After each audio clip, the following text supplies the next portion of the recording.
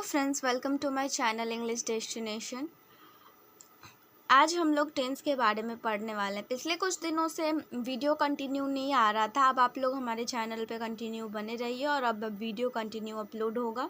तो आज हम लोग टेंस के बारे में पढ़ने वाले हैं, टेंस के बारे में जानने वाले हैं, टेंस के कितने काइंड है और उस काइंड के अंदर कितने काइंड है। तो आइए इसी के साथ शुरू करते हैं और हम लोग जानते हैं टेंस के बारे में। और वीडियो के एंड तक बने रहिएगा। आई होप आप लोगों को सब कुछ क्लियर होगा, पूरा कॉन्सेप्ट क्लियर होगा।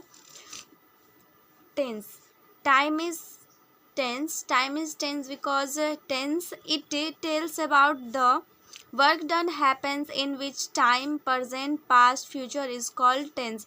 ये जो हमारा है टाइम इज टेंस ले का कह सकते हैं, क्योंकि ये जो टेंस है हमारा प्रेजेंट, पास्ट और फ्यूचर के बारे में बताता है हमें। ओके, टाइप ऑफ टेंस, कितने टाइप हैं? तो it is generally divided into 3 forms.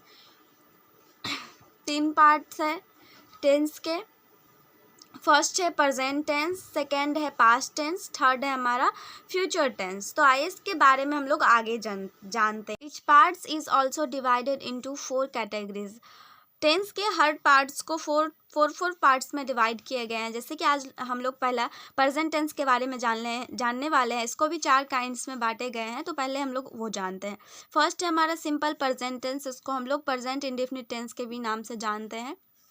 Second है हमारा प्रेजेंट कॉन्टिन्यूअस टेंस, इसको हम लोग प्रेजेंट इम्परफेक्ट टेंस के नाम से जानते हैं। तीसरा है हमारा प्रेजेंट परफेक्ट टेंस और चौथा है प्रेजेंट परफेक्ट कॉन्टिन्यूअस टेंस। ये हमारे 4 काइंड है जो प्रेजेंट टेंस के अंदर आते हैं। हम लोग आज प्रेजेंट टेंस के अंदर जो सिंपल प्रेजेंट टेंस है, इसको हम लोग प्रेजेंट इंडेफिनिट टेंस के नाम से जानते हैं। आज हम लोग सिंपल प्रेजेंट टेंस को पढ़ने वाले हैं। पहला है हमारा simple present tense. Simple present tense में हम लोग पहले जैसे कि हम लोग सिंपल प्रेजेंट टेंस है और भी सारे हैं, सब में को हम लोग समझने के लिए ट्रांसलेशन बनाएंगे। और ट्रांसलेशन बनाने के लिए सबका एफर्मेटिव, निगेटिव, सबका हम लोग को स्ट्रक्चर पता होना चाहिए। तो ये हम यहाँ पे पूरा स्ट्रक्चर लिखे हुए हैं, एफर्मेटिव का, निगेटिव का, इंट्रोगेटिव सेंटेंस का, निगेटिव इंट्रोगेटिव सेंटेंस का, WH क्वेश्चन का। ये सब हम आपको अभी जब हम क्वेश्चन बनाएंगे तब उसमें हम आपको बताएंगे। बाकी आगे एक छोटा सा कॉन्सेप्ट है, उसको हम लोग पहले समझ लेते हैं। जैसे यहाँ टेंस में ता, ते, ती तथा है, हो, हूँ लगा रहा है। इस तरीके में लगा, ता, ते, ती लगा रहा है लगा रहा है, हो है, हूँ है लगा रहा है। तो ये सब हमारा सिंपल प्रेजेंट टेंस को इंडिकेट करता है कि इससे हम लोग पहचानते हैं कि कौन सा टेंस है। तो सिंपल प्रेजेंट टेंस है। नेक्स्ट है, देखिए, I, you, we, they, plural subject. Plural subject या कोई एक से ज़्यादा नाम हो, उसमें राम एंड मोहन ऐसे करके लगा रहा है, तो उसमें हम लोग भरवन और डू का यूज़ करते हैं। भरवन का यूज़ करेंगे। और अगर नेगेटिव जब हम लोग बनाते हैं तो उसमें डू और डज का यूज़ आता है, तो उसमें हम लोग डू का यूज़ करेंगे। ही, सी, इट, वन नेम या कोई प्लेस का नेम हो या थर्ड पर्सन के बारे में बात कर रहा हो तो उसके साथ भर 5 का यूज़ करते हैं। और अगर ही, सी, इट, दे, वन नेम इस तरीके से रहे सेंटेंस में, तो उसमें अगर हम लोग निगेटिव के बाद यूज़ करते हैं तो डू डज का यूज़ आता है निगेटिव में। और आगे तो उसमें हम लोग डज का यूज़ करेंगे। जैसे कि अभी हम क्वेश्चन बनाएंगे तो आप लोगों को बताते हैं। देखिए, पहले हम लोग एफर्मेटिव सेंटेंस बनाना सीखेंगे और उसके स्ट्रक्चर के अकॉर्डिंग हम लोग सेंटेंस बनाना सीखेंगे।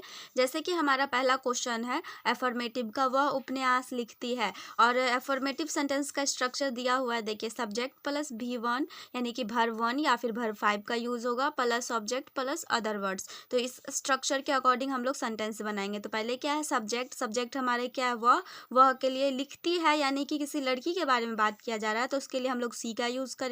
उसके बाद है भर 1 या भर 5, तो उसके बाद हमारा होगा लिखती है, इसलिए यहाँ पर भर 5 का यूज़ होगा। राइट्स, और क्या लिखती है, उपन्यास लिखती है, तो इसलिए नॉवेल्स लगेगा यहाँ पे। तो वह उपन्यास लिखती है, तो हमारा क्या होगा, सी राइट्स नॉवेल्स। नेक्स्ट क्वेश्चन हमारा एक और इसी स्ट्रक्चर पे है, हम लोग दूसरों पर हंसते हैं। तो सब्जेक्ट प्लस भर 1 या भर 5 है, तो सब्जेक्ट हमारा वी है, भर 1 है लाफ, यहाँ पे हंसते हैं यानी कि यहाँ पे लगेगा लाफ। और दूसरों पर हंसते हैं तो at others, we laugh at others. अब हम लोग नेक्स्ट निगेटिव बनाना सीखेंगे, निगेटिव क्वेश्चन बनाना सीखेंगे। तो निगेटिव का हम लोग स्ट्रक्चर देखते हैं। निगेटिव का स्ट्रक्चर हमारा क्या है, सब्जेक्ट प्लस डू या डज प्लस नॉट प्लस भर 1 प्लस ऑब्जेक्ट। इसमें डू या डज का यूज़ होगा। हम अभी आप लोग को स्ट्रक्चर में समझा रहे थे। जैसे कि क्वेश्चन में हमारा दिया हुआ है, देखिए क्वेश्चन है हमारा नेगेटिव में, मैं फुटबॉल नहीं खेलता हूँ। नहीं खेलता हूँ सब्जेक्ट, यहाँ पे देखिए हमारा नेगेटिव सेंटेंस का स्ट्रक्चर क्या है, सब्जेक्ट प्लस डू या does plus not plus verb plus object लिखा हुआ है ना, तो उसके अकॉर्डिंग हम लोग यहाँ पे यूज़ करेंगे सब्जेक्ट आई, डू या डज का यूज आई के साथ डू का यूज़ होता है, डू नॉट लगा हुआ है तो डू डज के बाद क्या है प्लस नॉट, तो हम लोग यहाँ पे नहीं खेलता है तो इसलिए नॉट का यूज़ करेंगे। खेलता है यानी कि उसके बाद क्या लिखा है भरवन, यानी कि इसमें भर्व क्या है यानी कि खेलता है, खेलना भर्व है, तो यहाँ पे भरवन का यूज़ है, तो हम लोग यहाँ पे क्या लगाएंगे भरवन यानी कि प्ले।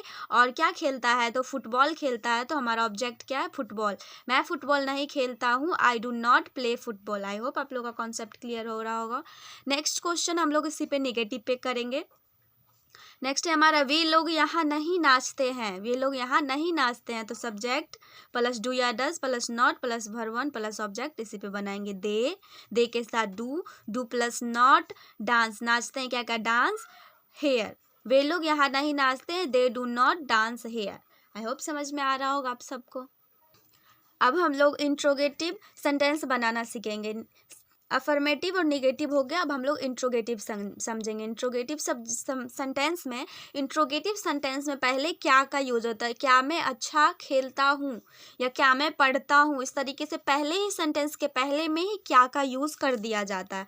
तो स्ट्रक्चर के अकॉर्डिंग हम लोग सेंटेंस बनाते हैं। जैसे देखिए स्ट्रक्चर में लिखा हुआ इंट्रोगेटिव सेंटेंस में डू या does plus subject plus verb और प्लस ऑब्जेक्ट। क्या है क्या मैं अच्छा खेलता हूँ, तो क्या के साथ पहले ही मैं के साथ डू या डज का यूज़ करेंगे, तो इसमें आई में डू का यूज़ होगा, उसके बाद मैं के लिए आई, फिर उसके बाद यहाँ लिखा हुआ है वर्ब। देखिए डू या डज प्लस सब्जेक्ट है ना, तो डू का यूज़ हुआ आई के साथ, और मैं लगा हुआ इसलिए सब्जेक्ट क्या है इसमें आई, और अच्छा खेलता हूँ यानी कि play well, play verb play और खेलता ऑब्जेक्ट है, तो इसमें क्या हुआ वेल। तो क्या लगा क्या मैं अच्छा खेलता हूँ, do I play well. Structure समझिए और स्ट्रक्चर के अकॉर्डिंग सेंटेंस को बनाइए, बनेगा।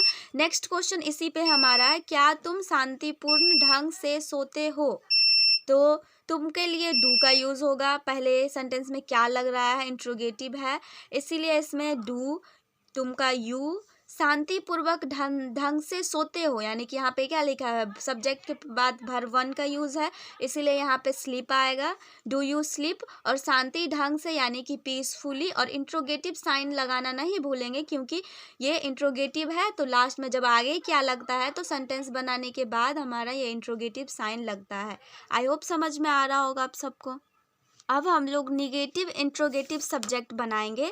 जैसे हम लोगों ने अभी बनाया इंट्रोगेटिव सेंटेंस बनाया, इंट्रोगेटिव में निगेटिव बनाएंगे। जैसे कि क्वेश्चन हमारा क्या हम लोग प्रतिदिन नहीं पढ़ते हैं, पहले नहीं लगता था, इसमें क्या का सीधा सेंटेंस बनता था, अब इंट्रोगेटिव में भी निगेटिव आया और उस सेंटेंस में नहीं का यूज़ होगा। जैसे क्या हम लोग प्रतिदिन नहीं पढ़ते हैं, क्या हम लोग प्रतिदिन नहीं पढ़ते हैं, तो स्ट्रक्चर में डू या does subject plus verb plus object. तो पहले हम लोग डू या डज का यूज़ करेंगे क्योंकि यहाँ पे क्या लगा हुआ है, तो इसमें वी के साथ डू लगता है प्लस सब्जेक्ट, तो सब्जेक्ट वी है हमारा प्लस नॉट और उसके बाद है वर्ब इसमें क्या है पढ़ना, तो पढ़ना का वर्ब क्या होगा रीड, और प्रतिदिन क्या होगा डेली। क्या हम लोग प्रतिदिन नहीं पढ़ते हैं, तो do we not read daily. समझ में आ रहा है। क्या सोनू नहीं मुस्कुराता है, क्या सोनू नहीं मुस्कुराता है, कोई एक नाम दिया हुआ है तो इसके साथ हम लोग क्या यूज़ करेंगे डज का यूज़ होगा। कोई एक नाम दिया रहेगा तो डज का यूज़, अगर एक नाम है तो डज का यूज़ करेंगे, और उसी की जगह अगर दो नाम होता तो हम लोग डू का यूज़ करते। तो यहाँ पे क्या होगा स्ट्रक्चर में डू या डज का यूज़ पहले होगा डज, उसके बाद क्या है सब्जेक्ट हमारा सोनू है, उसके बाद प्लस नॉट, तो नॉट लगाएंगे डू सोनू नॉट, उसके बाद क्या है वर्ब यानी कि इसमें मुस्कुराता है तो यानी कि स्माइल, और इसमें ऑब्जेक्ट कुछ नहीं है। क्या सोनू नहीं मुस्कुराता है, does Sonu not smile. I hope structure के अकॉर्डिंग आप लोगों को मैंने जितना भी क्वेश्चन बताया आप लोगों को समझ में आया होगा। और आप कोई भी ग्रामर का बुक लीजिए या फिर ट्रांसलेशन का बुक लेके ये सिंपल प्रेजेंट टेंस का निकाल के अफर्मेटिव निगेटिव ये सब क्वेश्चन बनाने का कोशिश कीजिए, सब क्लियर होगा। हम अभी तक जितना भी क्वेश्चन आप लोगों को ये सब बताया, इस टाइप का क्वेश्चन आप लोग बुक से निकाल के प्रैक्टिस करिए और आप लोगों का कॉन्सेप्ट क्लियर हुआ होगा। आज हम लोग सिंपल प्रेजेंट टेंस के बारे में जाने हैं और उसका कुछ क्वेश्चन भी किए। आप लोग अपने घर पे बुक से कुछ क्वेश्चन बनाने का कोशिश कीजिए और नेक्स्ट डे हम लोग इस पर थोड़ी और प्रैक्टिस करेंगे, फिर आगे बढ़ेंगे। आज के लिए इतना ही। आई होप आप लोगों को आज का वीडियो पसंद आया होगा।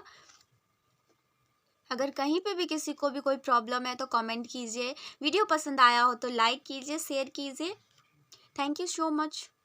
आज के लिए इतना ही। That's it.